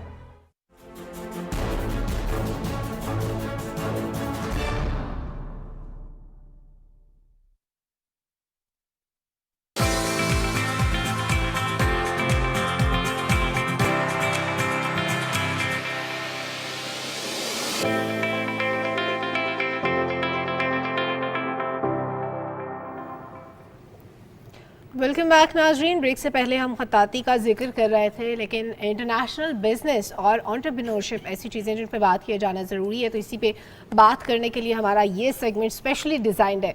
नाजरीन, पाकिस्तान में बैनुल-अक़वामी कारोबार की अगर हम बात करते हैं तो बड़ी पुरकशिश जगह है, बड़ी फैसिनेटिंग है, क्योंकि इसमें गैर मुल्की कंपनीज़ के लिए कोई शेयर होल्डिंग की पाबंदी नहीं होती, कोई भी आके काम कर सकता है। वर्क परमिट की कवानीन में कोई पेचीदगी नहीं है, बहुत ही आसानी से आपको वर्क परमिट मिल जाता है। सरकारी ज़बान अंग्रेज़ी है, जो कि बैनुल-अक़वामी कारोबारी हज़रात जो होते हैं उनके लिए पुरकशिश भी होती है, क्योंकि उनके लिए ईजी होता है कम्युनिकेट करना। एंटरप्रेन्योरशिप को जिद्दत और रिस्क का एक मजमुआ समझा जाता है, ना सिर्फ पाकिस्तान में बल्कि पूरी दुनिया में ऐसे होता है, क्योंकि ज़ाहिर रिस्क तो हर बिजनेस में होता है, हर जगह पे होता है। लेकिन इकनॉमिक एक्सपर्ट्स कहते हैं कि जब इस तरह की कोई भी सरगर्मी परवान चढ़ रही होती है तो तरक्की की बुलंद शरह हासिल होती है, और साथ ही साथ जो गरीब लोग होते हैं उनको भी ऊपर आने का मौका मिलता है, और जो बाकी तबकात होते हैं उनके लिए भी ज़ाहिर बहुत सारी अपॉर्चुनिटीज़ मिलती हैं। तो इसी सारी डिस्कशन को सम अप करने के लिए आज हमारे साथ मौजूद हैं बहुत मारूफ एंटरप्रेन्योर डॉक्टर सैयद जहांगीर मती साहब। वेलकम सर, कैसे हैं आप? बहुत शुक्रिया सर। आज हमने जो सोचा था कि हम इस पे बात करेंगे वो है इंटरनेशनल बिजनेस का फ्यूचर। तो सबसे पहले तो इंटरनेशनल बिजनेस पे बात कर लेते हैं कि रूल्स, जैसे मैंने कहा कि बहुत आसान है, पाकिस्तान में कोई भी अगर इन्वेस्ट करना चाहता है बड़ा आइडियल माहौल उनको मिलता है। बिल्कुल ऐसे ही है। असल में ऐसा है कि फोकस बहुत है, ग्राउंड बहुत है, फील्ड बहुत बड़ी पाकिस्तान में और अट्रैक्शन बहुत ज़्यादा है, लेकिन उसके लिए हमें सबसे पहले अट्रैक्शन देना लाजमी है। उसमें ये कि जो माहौल हमारा अभी चल रहा है उसके वाले से हम कोशिश कर रहे हैं कि पहले एक माहौल इस तरह का बनाएं, ग्राउंड इस तरह का बनाएं कि लोग अट्रैक्ट हों। फील्ड बहुत अच्छी है, बहुत एक वेस्ट फील्ड हमारे पास टूरिज़म के वाले से है, ट्रैवल के वाले से है। उसके बाद रियल इस्टेट के वाले से इंटरनेशनल लोग जो हैं पाकिस्तान में इन्वेस्टमेंट करने के लिए रेडी हैं। अच्छा, लेकिन एक सिर्फ ये कि वो एक माहौल देख रहे हैं, अभी सिचुएशन जो फ्लड की हमारे पास आ चुकी है, इसको भी थोड़ा सा वो बैलेंस करेंगे। उसके बाद होपफुली इंशाल्लाह हमारे पास बहुत अच्छा ग्राउंड है कि हम उसको आईटी के हवाले से, रियल इस्टेट के हवाले से, और उसके अलावा ऑटो जो इंडस्ट्री हमारी जो अभी ग्रूम कर रही है बहुत अच्छी ग्रूम कर सकती है, इससे भी ज़्यादा। यानी ऑटो इंडस्ट्री, रियल एस्टेट और आईटी के वाले और आईटी, ये तीन ऐसे शोबे हैं जिसमें आपको लगता है कि बहुत ज़्यादा पोटेंशियल है, बहुत ज़्यादा स्पेस है यहाँ पे। और उसके अलावा जो एनर्जी का जो हमारा शॉर्टेज हमारे पास हो रहा है, मुख्तलिफ जरिए हैं, जिस तरह के सोलर सिस्टम है, और जो सी वेव्स के हवाले से जो न्यू टेक्नोलॉजी भी जो इंट्रोड्यूस हुई है, सी वेव समंदर के हवाले से, उसमें वो होता पूरा जनरेट करते हैं एनर्जी, तो वो भी अगर हम इस्तेमाल करना चाहें कराची में तो बहुत अच्छा है हमारे पास उसका। तो हमारे पास हवा भी बहुत है, हवा तो है, लेकिन एक वो जिस तरह की वो इक्विपमेंट चाहिए हवा के लिए, वो हमारे पास वैसी हवा नहीं है, उस कैपेसिटी से में नहीं है हमारे पास। यानी हम जो कहते हैं कि हमारे पास ऐसे विंड कॉरिडोर्स हैं कि जहाँ पर हम अगर लगाएं तो उसको वो हम बलूचिस्तान में काउंट करते हैं, लेकिन वो भी उस कैपेसिटी में नहीं काउंट होते कि वो जनरेट कर सकें। समंदर के करीब जो एरिया है उधर भी नहीं, सिर्फ ये कि उसमें कुछ रीजन होते हैं उनकी, अगर आप एटीट्यूड देख लें जोग्राफिकल, तो वो डिफरेंट उनके एरियाज़ हैं। अगर आप यूरोप सेक्टर में भी चले जाएं तो फ्रांस के भी कुछ एरियाज़ हैं जो बिल्कुल नॉर्थ सेक्टर में जाके लगते हैं, वहाँ पे विंड वाली वो एनर्जी वो जनरेट होती है, उसके अलावा नहीं होती। तो यानी टॉप ऑफ द लाइन अगर हम बात करें तो वो आपके एनर्जी सेक्टर में फिर सोलर है, सोलर भी है, सी वेव भी है। Sea wave, sea wave it's a new phenomena for me, वो क्या है, उसमें कैसे? सी वेव में इस तरह के जो वेव्स है वो अपनी जो एनर्जी जनरेट की उसके जो इक्विपमेंट्स होते हैं उससे मतलब कैपेसिटी तो कम है, लेकिन फिर भी ये है कि वो हम उसको कवर अप कर सकते हैं, क्योंकि सबसे बड़ा बहरान जो इस वक्त हमारे पास पाकिस्तान में है वो एनर्जी का है, चाहे किसी भी हवाले से हो। तो उसको कवर अप करने के लिए सबसे पहले तो हमें एनर्जी लेवल को तो उसके लिए इक्विपमेंट बाहर से लाना पड़ेगा हमें? नहीं, पाकिस्तान में भी सोर्सेज बहुत सारे हैं, लेकिन एक कि उसको इस्तेमाल करने का तरीका होना चाहिए। इस पर आप कुछ कर रहे हैं सर? उसके लिए फ़िलहाल तो नहीं है, लेकिन एक कि उसके लिए जो नेक्स्ट हमारी जो फर्दर फ्यूचर में इंशाल्लाह नेक्स्ट ईयर के लिए है उसके बारे में हम सोचेंगे इसके लिए। और सर और कौन कौन से सेक्टर्स ऐसे हैं जहाँ पे हमारे जो इंटरनेशनल इन्वेस्टर्स हैं वो इन्वेस्ट कर सकते हैं पाकिस्तान में आके? देखें, उसमें main focus at this time जो हमारा फोकस है वो तो है सिर्फ रियल एस्टेट के हवाले से ना, कंस्ट्रक्शन हो गया, बिल्डिंग हो गया, और जो मेन जो सेफ जो सिक्योर एक इन्वेस्टमेंट है ना वो ये फिलहाल चल रही है ना पाकिस्तान में रियल एस्टेट की। रियल एस्टेट के हवाले इस वक्त रुकी हुई है फॉर टाइम बिंग। अब ये कह लें कि फॉर द टाइम रुकी हुई है वो सिर्फ 2 या 3 महीने के लिए, लेकिन जो ग्रूम किए इस वक्त कर रही है ना इंटरनेशनली, हमारे जो पाकिस्तानी जो इन्वेस्टर हैं वो दुबई बैठे हुए हैं, यूरोप बैठे हुए हैं, और वहाँ पे उनको जो फीडबैक मिल रहा है ना वो पाकिस्तान से ज़्यादा अच्छा मिल रहा है वहाँ पे ओवरसीज़ पाकिस्तानी का। अच्छा सर, लेकिन इस वक्त क्योंकि पाकिस्तान में आपने भी पहले जिक्र किया कि कुछ इलाकों में फ्लड है, ऐसे में ज़ाहिर है हमें अब मुल्क को उठाना है, अब इस वक्त हमें इन्वेस्टर को लेके आना है पाकिस्तान ताकि वो इन्वेस्ट करे, रेवेन्यू जनरेट हो।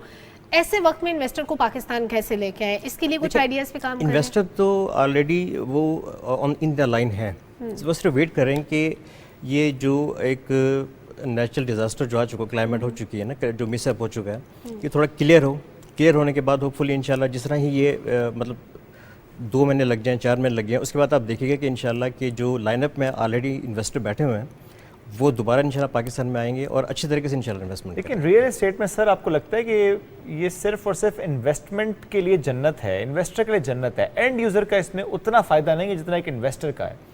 देखें कि उसको आप बीइंग एज बिजनेस ले लें, बीइंग एज इन्वेस्टमेंट ले लें, ठीक है, या फॉर अपने पर्सनल यूज़ का इस्तेमाल के तौर पे आप अपना लेना चाहें तो आप ले सकते हैं।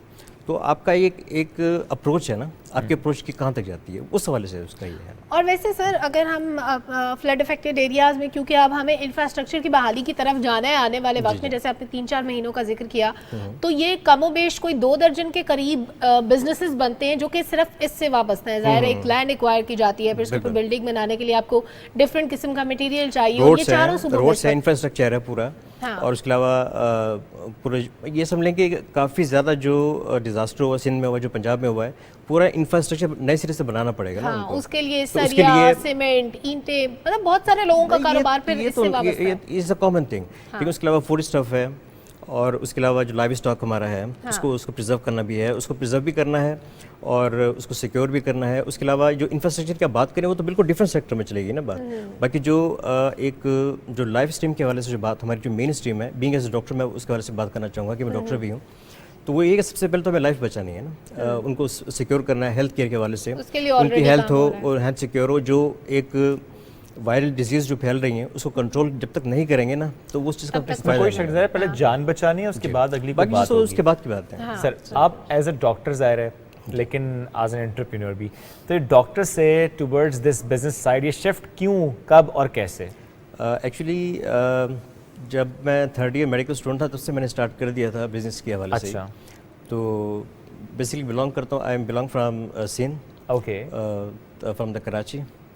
तो हम कराची के लोग जरा इस माइंडेड के होते हैं कि बिजनेस भी करते हैं और बिजनेस तो करते हैं। लोग एक आध बिजनेस करते हैं। अभी आपने ब्रेक में मुझे फिंगर टिप्स पे कोई 7-8 बिजनेस गिनवा दिए जो आप कर रहे हैं। अब तबीयत भी ठीक नहीं है, वरना मैं कुछ अभी जहन भी जरा से प्रॉपर्ली एक आपको थ्रू आउट नहीं कर पा रहा हूँ, तो तबीयत हमारे सामने आने तो खराब नहीं हो गई? नहीं वैसे ठीक नहीं थी मेरी तबीयत। हम अच्छे लोग हैं सर। नहीं सर, मैं भी अच्छा हम तबीयत खराब नहीं करें, मैं भी अच्छा। हम तबीयत तो बेहतर करते हैं, आप तो वैसे डॉक्टर, आप तो वैसे ही तबीयत अच्छी करते हैं। नहीं बिल्कुल। तो how do you manage your time as a doctor, as a practitioner? First of all कि I have spending my 2 days for the medical profession, and after all उसके अलावा एक हॉस्पिटल जो है एस्थेटिक के हवाले से भी है, I am a vascular surgeon. अच्छा। और उसके अलावा जो अपना एस्थेटिक के हवाले से क्लिनिक है वो अलग चल रहा है, बाकी जो चीज़ें अपना बिजनेस के लिए स्टेट की हैं, कंसल्टेंसी है, एजुकेशन है, स्कूल चेन है, कॉलेज चेन है, मेडिकल कॉलेज है, वो सब अपनी जगह चल रहा है। चूंकि यू बिंग डॉक्टर, चूंकि आपने वैस्कुलर सर्जन का बहुत कम है पाकिस्तान में, वैस्कुलर सर्जन बहुत ही कम है, क्यों? असल में बहुत एक फाइन फील्ड है, बहुत फाइन फील्ड है, तो उसको बड़ी स्पेसिफिकली आपके पास गलती की गुंजाइश नहीं होती, तो बड़ी सिलेक्टिवली आपको चूज़ करना पड़ता है। तो फिर आप अंदाज़ा लगा लें, अगर मैंने चूज़ की है फील्ड ये वाली, तो उसका मतलब कुछ सोच समझ के की होगी। अब चूँकि he is a vascular surgeon, हम ज़रूर चाहेंगे थोड़ी सी उस पर भी गुफ्तगू हम कर लें, बिकॉज ज़ाहिर है डेली बेसिस पे ऐसे वो पेशेंट्स देखते हैं सर, बहुत से पेशेंट्स ऐसे बिल्कुल से हमारे एल्डरली पेशेंट जिनको वेरिकोस वेन का कोई इशू होता है, बट वो कुछ और या तो टोटके कर रहे होते हैं, किसी और डॉक्टर के पास जा रहे होते हैं, उनको पता ही नहीं होता कि अच्छा मुझे जाना ही वैस्कुलर सर्जन के पास है, उनके पेन का रीज़न जो है वो आइडेंटिफाई आप करेंगे। थोड़ी सी चीज़ें अगर बता पाएँ, अच्छा किस किस्म के पेशेंट्स को वैस्कुलर सर्जन के पास ही जाना चाहिए? देखें, पेन अब आपको एक सिंपल आपको राइट लेग में हो रहा है ना, अब आप उसको डिफरेंशिएट नहीं कर पा रहे कि ये वेस्कुलर है या शेटिक पेन है या नर्व पेन है। नर्व पेन है या वेस्कुलर, वो देखें आइडेंटिफिकेशन ये होता है कि टेस्ट होते हैं उनके सिंपली से, जब आपको वेस्कुलर कोई भी कॉम्प्लिकेशंस होती है ना, तो कुछ स्पेसिफिकली ब्लड कंटेंट्स होते हैं वो इंक्रीज़ कर जाते हैं ना, जो शेटिका या नर्व पेन के अंदर वो इंक्रीज़ नहीं करते हैं। अच्छा, तो हम उसको पहले स्क्रीनिंग करवाते हैं, उसकी लैब्स करवाते हैं, उसके बाद जब आइडेंटिफाई कंफर्म हो जाता है कि इस concern about with the vascular pain, blood test लाजमी मस्ट है, सिर्फ फिजिकल एग्जामिनेशन से मालूम नहीं होगा। नहीं, कभी वो आप डिफरेंशिएट नहीं कर सकते। अच्छा, इस नर्व पेन, शेटिक पेन और इस द वेस्कुलर पेन, तो आपको लैब्स मस्ट हैं, जो एक प्रोफेशनल वे में जो सिंपल वे में जाता है। लैब है, स्क्रीनिंग है, उसके बाद जब तक आइडेंटिफिकेशन कंफर्मेशन ना हो, आफ्टर 3 ओपिनियन के बाद, तब तक हम उसको कंफर्म नहीं करते। अच्छा, कंफर्म होने के बाद फिर क्या होता है? मतलब ये कि अगर सर्जरी की तरफ अगर वो जाना चाहता है तो अगर वो जाना चाहेगा कि आप लेके नहीं, अगर देखिए अगर डीप अगर कॉम्प्लिकेटेड मसला है, ठीक है, जो सॉर्टेड नहीं हो सकता, तो फिर वो सर्जरी है। अगर ईजिली वो सॉर्टेड हो सकता है तो मेडिकेशन बहुत है।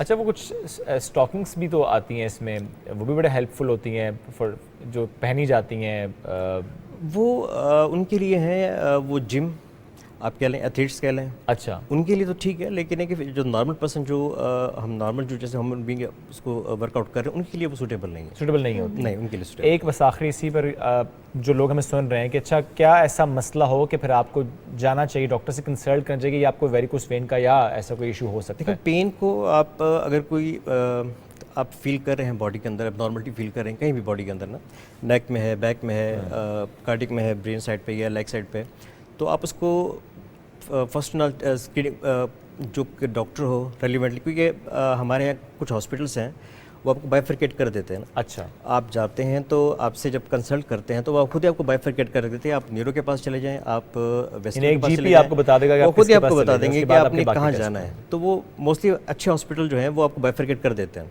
और हमारे जो गवर्नमेंट हॉस्पिटल वो भी बहुत अच्छे हैं, वो भी आई थिंक आजकल मैंने सुना है कि वो भी बाइफरकेट कर देते हैं कि आपने वहाँ उस डिपार्टमेंट में चले जाएं या इस डिपार्टमेंट में आप चले जाएं। बिल्कुल बाइफरकेट करते हैं, बहुत अहम भी है कि आपका जो इशू है उसे पिन पॉइंट किया जाए और फिर एक स्पेसिफिक डायग्नोसिस की तरफ आप जाएं, ताकि मालूम हो कि अच्छा इशू क्या था। जी, हमने मौजूद से हट ज़रूर गए कुछ देर के लिए, लेकिन चूंकि सर की स्पेशलिटी है और बहुत कम पाकिस्तान वैस्कुलर सर्जन, तो I just thought to ask you questions. लेकिन वापस सलमा इनके एंटरप्रेन्योरशिप पर ही आते हैं। बिल्कुल, एंटरप्रेन्योरशिप की बात हो रही है सर, जो न्यू स्टार्टअप्स हैं उनके लिए अगर आप कोई टिप्स दे दें, क्योंकि 7-8 बिजनेसेस तो आप चला रहे हैं, एंटरप्रेन्योर्स ताकि हम भी कुछ शुरू करें। नहीं, मैं आपको बताऊं, एंटरप्रेन्योर्स के हवाले से ये कि वो स्पेसिफिक आप एक बिजनेस स्टार्ट करते हैं ना, एक प्रोडक्ट स्टार्ट कर रहे हैं। बिजनेसमैन होना डिफरेंट थिंग होती है, एंटरप्रेन्योर डिफरेंट थिंग होती है, दोनों बिल्कुल डिफरेंट चीज़ें हैं। ठीक है, एंटरप्रेन्योर का मतलब है आप एक प्रोडक्ट स्टार्ट कर रहे हैं, जैसे आप एक बोतल ले लें पानी की, आप स्टार्ट कर रहे हैं, एक प्रोडक्ट स्टार्ट कर रहे हैं आप। बिजनेस का मतलब है कि जिस तरह की ह्यूज आप मुख्तलिफ प्रोडक्ट्स को एक साथ लेके चल रहे हैं ना, तो बिजनेसमैन, मैंने आपको उसी चीज़ को डिफरेंशिएट किया है कि being as a doctor, being as a businessman, as a entrepreneur. कुछ प्रोडक्ट्स भी मेरे हैं जो भी लॉन्च होने वाले हैं, वो डिफरेंट चीज़ है। और जो बात, सॉरी मैं कट करता हूँ उसको, जो आप कह रहे हैं कि जो नए आने वाले लोग हैं वो सबसे पहले ये देखें कि किस चीज़ की डिमांड है।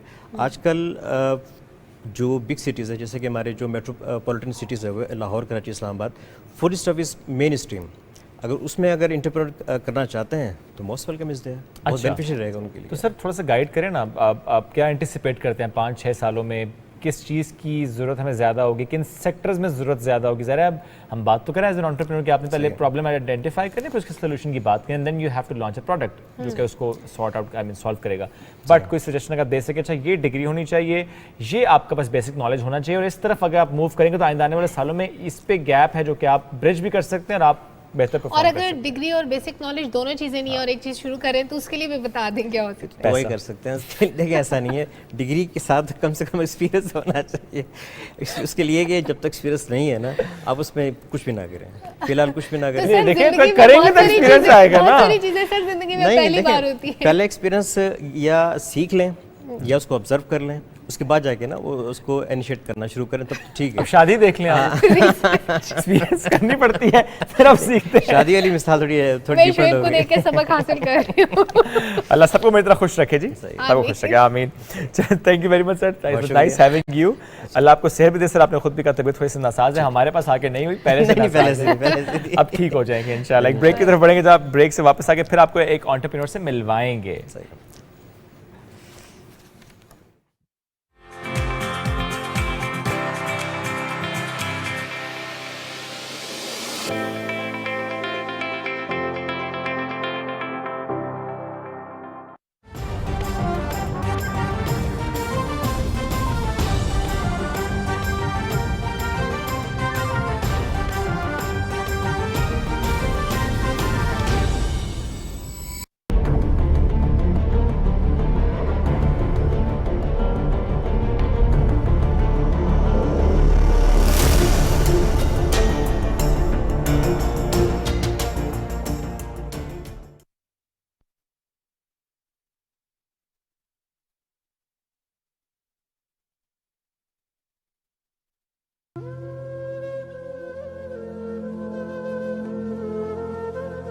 जैसा कि आप सबको मालूम है कि हमारा मुल्क सैलाब की लपेट में है और हम सबको उनकी मदद करनी चाहिए ताकि वो अपनी ज़िंदगी दोबारा से खुशहाली में बसर कर सकें।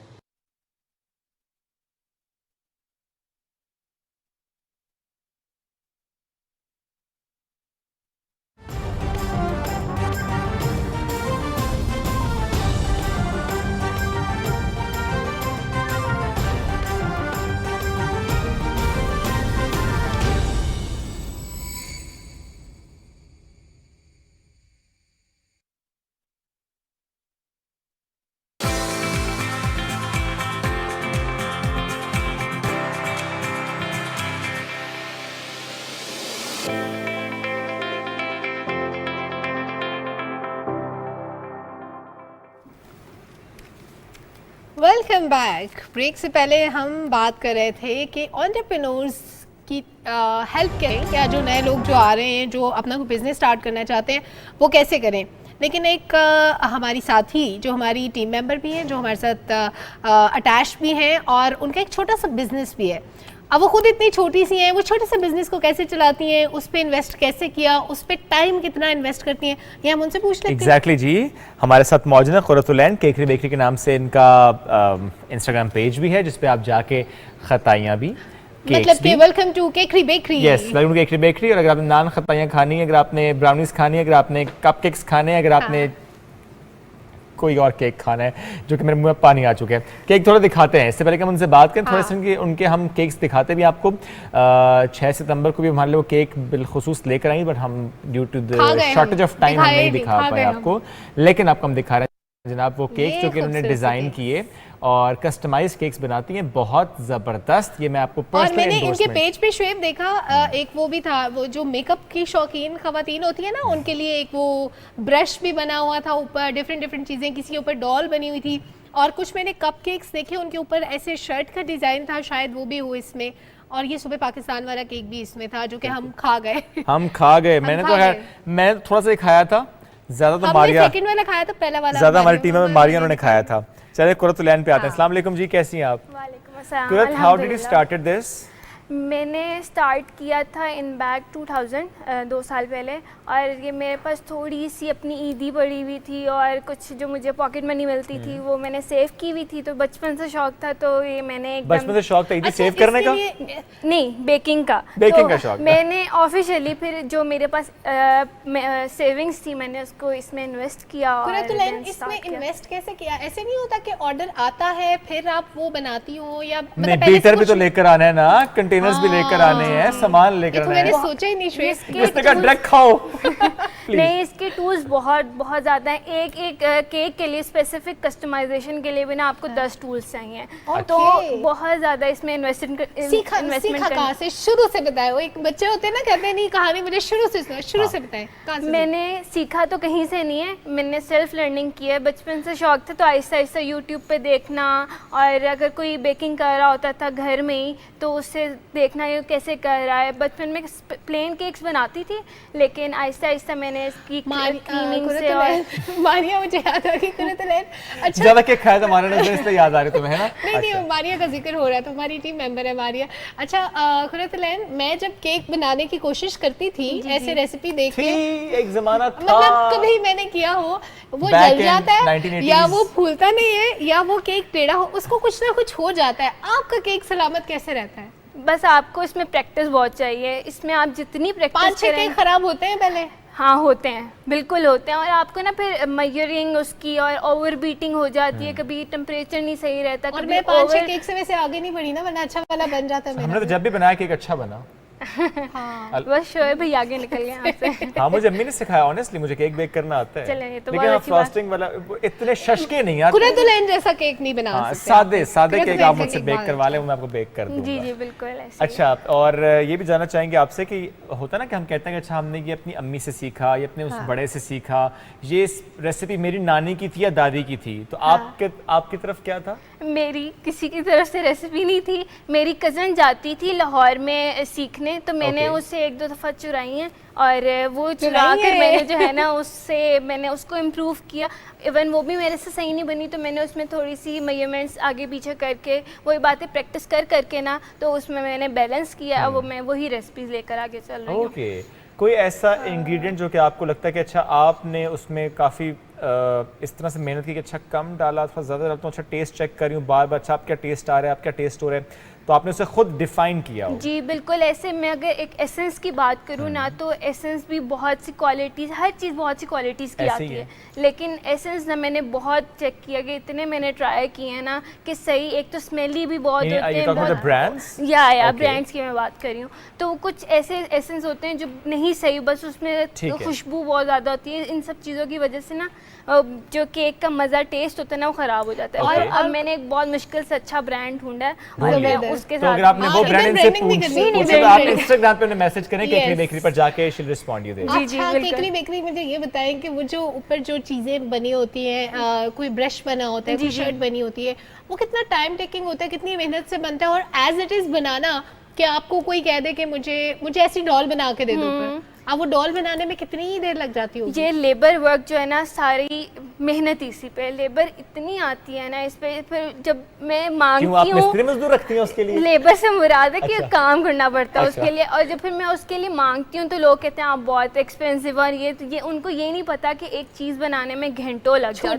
छोटी सी मेहनत कर रही है। बिल्कुल ऐसे छोटी छोटी चीज़ बनाने के लिए, उसको नीट करने के लिए इतने ब्रश होते हैं, इतने टूल्स होते हैं। अच्छा, उनको नीट करने के लिए बहुत देखिए मुझे ऑफर आ रही थी कि मैं टीम के साथ हूँ या शुएब के साथ हूँ। भाई मैं शुएब के साथ हूँ क्योंकि मैंने तो शुएब के साथ काम करना है भाई।